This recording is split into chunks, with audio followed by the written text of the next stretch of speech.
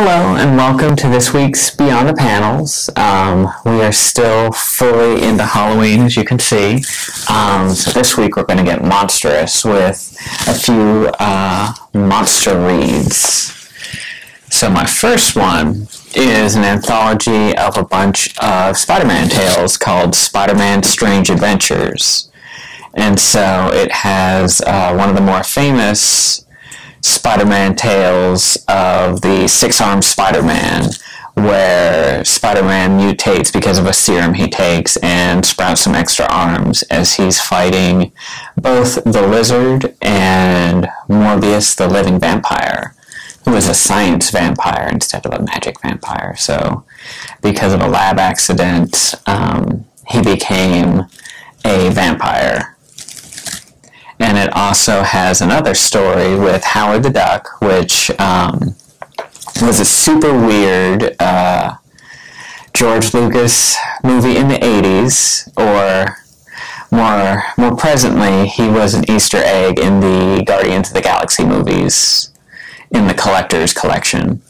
And it rounds off with a reprint of another book that was I highlighted in one of my previous episodes, the Spider-Man Doctor Strange Way to a Dusty Death. It has the Spider-Man Doctor Strange story where they team up to fight Doctor Doom.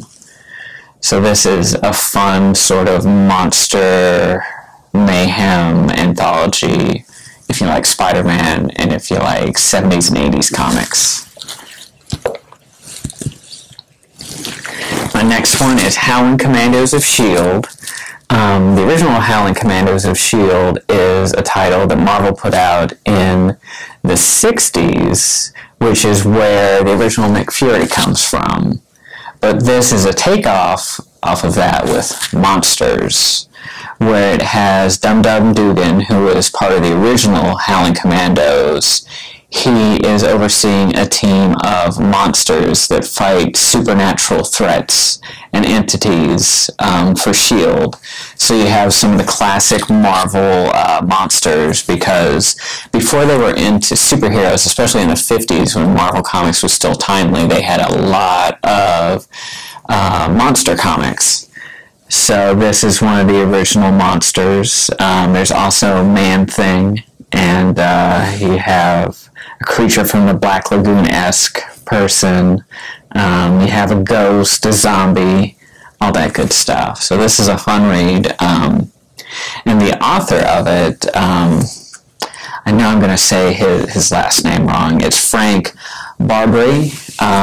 He is an awesome guy. We had him at the library for a NerdCon several years ago. He's also the author of one of my favorite series, Five Ghosts, which is about sort of a rugged Indiana Jones type explorer, archaeologist, scientist that is haunted by 5 literary ghosts.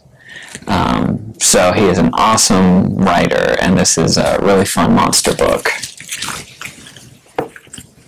My next one has been getting a lot of buzz.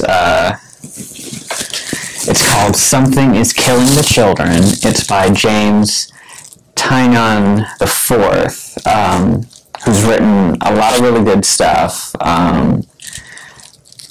He is also the one that wrote Justice League Dark, which I spoke about a few weeks ago.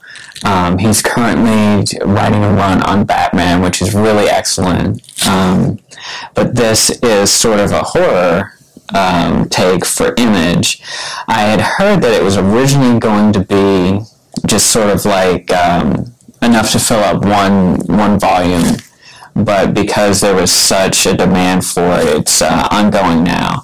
But it's essentially this girl, I believe her name is Erica Slaughter. So Erica Slaughter is part of this secret organization that goes and hunts monsters.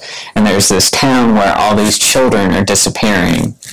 And the last assault, one of the children survived, and apparently he saw what had happened, and there was some huge monster in the woods that killed all his friends. So she is a professional monster hunter, and she has some sort of weird sidekick that's a little stuffed animal that's haunted by a ghost that seems to know about the monsters. And near the end, there's a twist where we find out she's part of this organization, and there's all these other hunters out there. So this is a really interesting freshman effort into this world. I'm very curious to see where it goes. This also came out before the pandemic happened and all the masks, but Erica wears this super awesome mask, so I'm sure someone has made them. If you go on Etsy, I need to see if I can find one. I'm trying to see if I can find a good picture of it, but she's got a cool like monster fang mask she puts on when she's hunting, so I thought that was pretty cool. My next one is a DC Elseworlds Tale. I spoke about Elseworlds before. They're sort of like imaginary tales from alternate realities in the DC universe, and this is a reimagining of Mary Shelley's Frankenstein, but instead the monster is Batman. So it is a pretty neat, cheesy 90s monster tale. The art is like a kind of like a gothic painted with drab tones, but it's a neat adaptation of an old classic. So if you're looking for something in the Frankenstein monsters wheelhouse, this is a good one. And another series that I've really been enjoying, we just got the third one recently, but this is Farmhand, and it's about this farmer who has a cash crop, but his cash crop is human body parts.